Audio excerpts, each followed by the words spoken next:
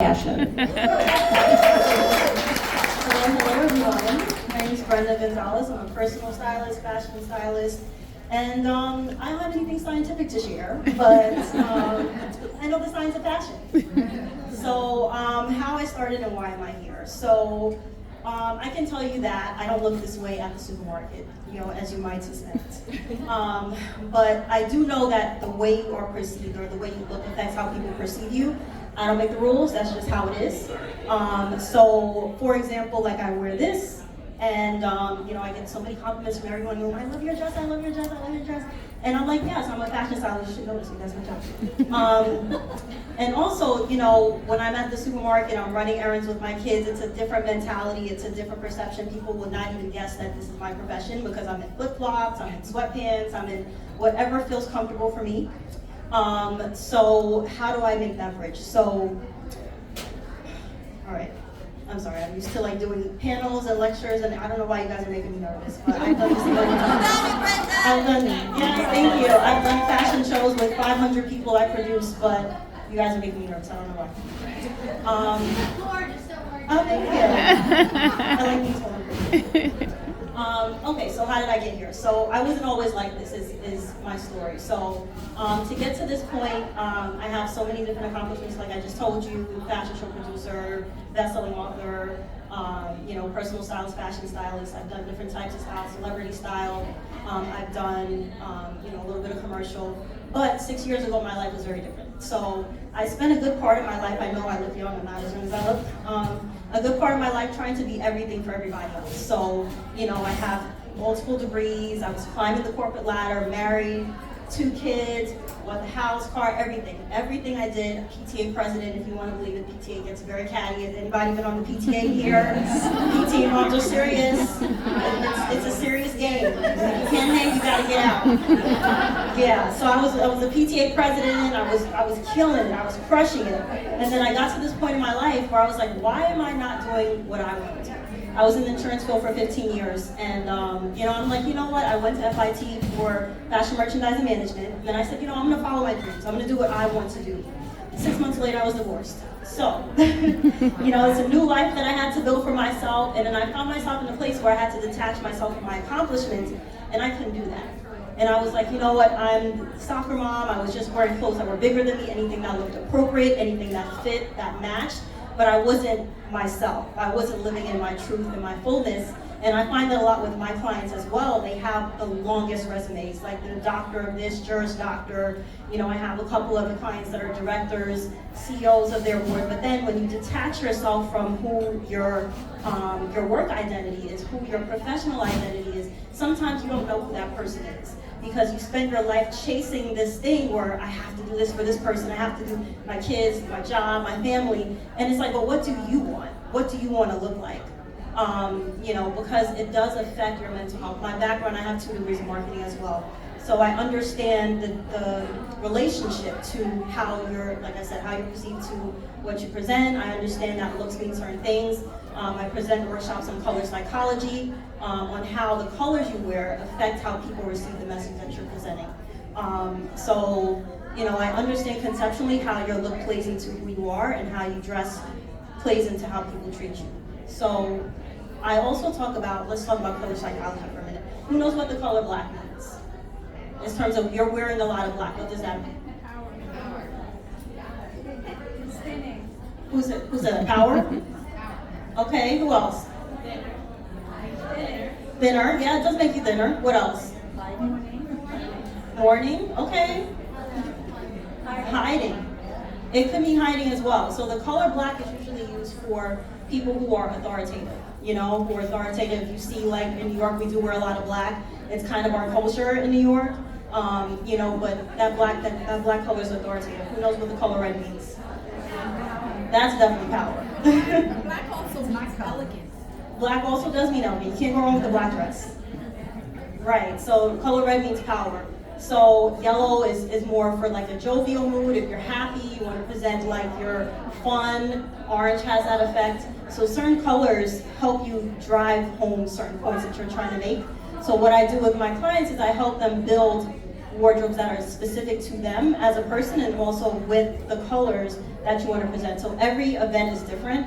Every engagement that you have is different, and it's not just as simple as colors. We also look at body types. So that's my journey. So when you start out and you're looking at yourself and you're trying to detach yourself from your professional life, you might consider things that make you happy. Like, I've been to therapy. I've been through so much therapy in my life, but it helps me understand how to connect with myself and not my accomplishments. So when you're connecting with that person, you want to kind of consider who you were when you were younger. That's my example. So we are at a stage in our lives, like if you're 40 plus, for example, you have a long resume, probably you've been working your whole life to build a certain resume, and you're a different person than you were when you were 20. And when you were in college, you might have been happier, you might have been freer. Do any of you feel like you had the same style as you had in college? No. Why is that? Your body's different. You're a different mindset, you're a different person. You may or may not know how to dress for your body type, but you lean into who you are right now. You lean into the person that you are right now.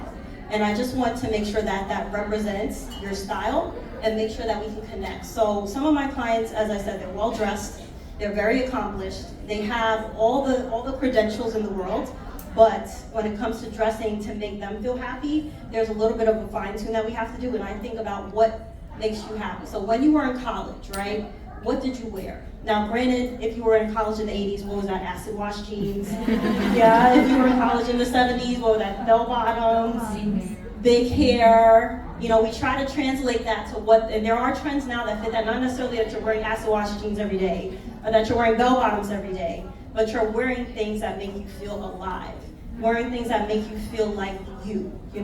So that can be translated at work, that can be translated personally. I focus a lot on personal life because it matters who you are when you're going on vacation, when you're going to brunch, when you're going to certain engagements that are showing up for yourself. It matters to show up for yourself. So we want to capture that moment and capture that feeling that you had when you were in college and exploring new things. Don't be afraid to explore different things. I feel like once you get past a certain point in your career, you just stick with what's safe. You're like, this works all the time. I'm gonna keep wearing this. I don't want to try to, you got your blinders on. Like, this always works, I'm gonna keep doing it.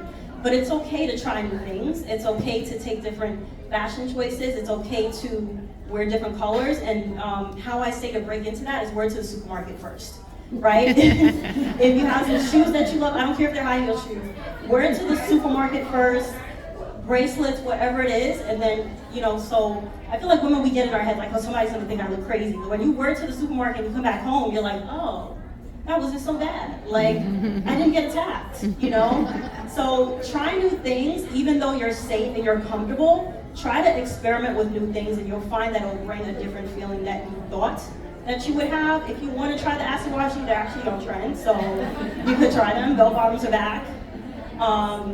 Bootleg jeans are not, so sorry. Skinny leg jeans are not. Flare legs are back. So try new things and experiment new things, and you'll find that you'll have different feelings about yourself. One of the biggest compliments I get from my clients is that after speaking with me and trying new things and getting like that little push, that little encouragement, I'm like, wow, I really see things differently now. I didn't know that I could wear that for my body. I didn't know that I could wear that for my shape. I didn't know that I could have this type of presentation. I always admire this look on somebody else, and I was like, I always wish I could do that, but I'm like, you can though. Like, what if you tried it?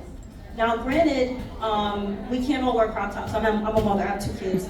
So I have a little belly pouch, I'm hiding it right now. I have 2 pairs of Spanx, but it's working, right? The Spanx are working.